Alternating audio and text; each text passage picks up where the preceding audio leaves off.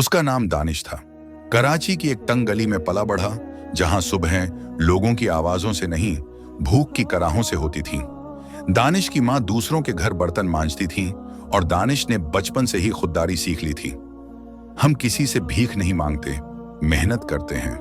18 साल का होते होते वो इतना सलीकेदार हो गया कि शहर के सबसे अमीर खानदान नवाब जमील के घर नौकर रख लिया गया। यही घर था जहां उसकी मुलाकात हुई अमीरा से। अमीरा नवाब जमील की इकलौती बेटी, नाम की तरह उसका अंदाज भी शहंशाही था।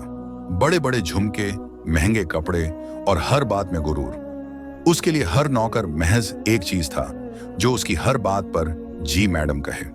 शुरुआत में अमीरा ने दानिश को नोटिस तक नहीं किया, लेकिन एक दिन वो बहुत गुस्से में थी। उसकी बेस्ट फ्रेंड ने पार्टी में उसकी बेइज्जती कर दी थी। दानिश उसे पानी देने गया तो उसने गिलास उसके हाथ से छीनकर फेंक दिया। तू नौकर है, तेरी हिम्मत कैसे हुई मुझे घूरने की? दानिश ने सिर झुकाकर कहा, बीबी मैं तो बस पानी दे रहा था। अमीरा को उसकी आवाज में कोई अजीब सी मासूमियत लगी, कुछ ऐसा जो बाकी सब लड़कों से अलग था। फिर कुछ दिनों में अमीरा की नजरें बदलने लगीं। अब वो जब भी बोर होती दानिश को बुलाती, उसे चाय लाने को कहती मगर खुद पिलाती। कभी अपने दुख शेयर करती, कभी पुराने स्कूल की बातें बताती।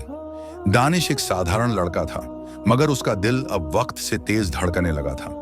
वो जानता था कि वो क्या कर रहा है गलत है, मगर मोहब्बत कोई प्लान बनाकर थोड़ी आती है। एक दिन अमीरा ने सीधा सवाल कर दिया, अगर मैं तुझे कहूं कि मुझे पसंद करता है तो मना नहीं करेगा? दानिश चौंक गया। दिल तो किया कि चीख कर बोले हाँ, मगर होंठों पर आया, आप मजाक कर रही हैं? नहीं, अमीरा मुस्कुराई, तू सच्चा है और मुझे ये सच्चाई पसंद है। फिर दोनों चोरी छिपे मिलने लगे। अमीरा उसे अपने कमरे में बुला लेती, कभी लॉन में रातों को बातें करती। दानिश हर रोज उस मोहब्बत में डूबता जा रहा था, जो शायद उसकी किस्मत में थी ही नहीं। एक रात अमीरा ने कहा, चल भाग चलते हैं, शादी कर लेंगे दूर कहीं। दानिश को यकीन नहीं हुआ। क्या सच में आप? हाँ, अमीरा ने उसकी आंखों में देखा। मैं तुमसे मोहब्बत करती हूं दानिश। अगली सुबह दोनों घर से भाग निकले।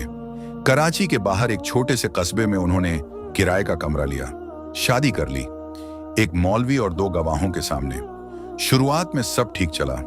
अमीरा ने पहली बार सादगी को महसूस किया। मिट्टी की खुशबू, चूल्हे पर बनी रोटियां, बारिश में भीगना। मगर जैसे जैसे वक्त बीता, उसका चेहरा बदलने लगा। मुझे ये सब नहीं चाहिए, एक दिन उसने दानिश से कहा। मैं थक गई हूं इस फटेहाल जिंदगी से।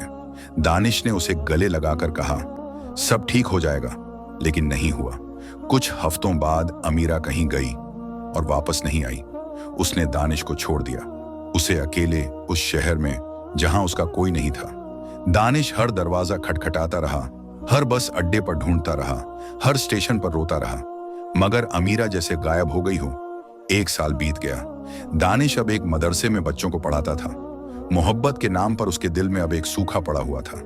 फिर एक दिन एक औरत मदरसे के बाहर खड़ी मिली, चेहरा ढंका हुआ, कांपती आवाज में बोली, दानिश। वो अमीरा थी। उसकी आंखों में आंसू थे, चेहरा सूखा, कपड़े फटे हुए। मैं धोखा खा गई, उसने कहा। जिस दुनिया में वापस गई वहां मेरी कोई कद्र नहीं रही। अब मैं सिर्फ एक गलती बनकर रह गई हूं। दानिश ने उसकी तरफ देखा, एक पल को सोचा, फिर दरवाजा खोला। घर वापसी का रास्ता आज भी खुला है। अमीरा फूट फूट कर रो पड़ी। अब दोनों बच्चों को पढ़ाते हैं।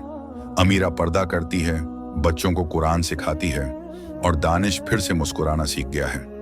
मोहब्बत लौट तो आई, मगर उस राह से जहां हर मोड़ पर आंसुओं का एक निशान था। तो दोस्तों, उम्मीद है आपको ये कहानी पसंद आई होगी। अगर अच्छी लगी हो तो वीडियो को लाइक करें, कमेंट करें और सब्सक्राइब करना न भूलें। मिलते हैं कल एक नई और दिलचस्प कहानी के साथ।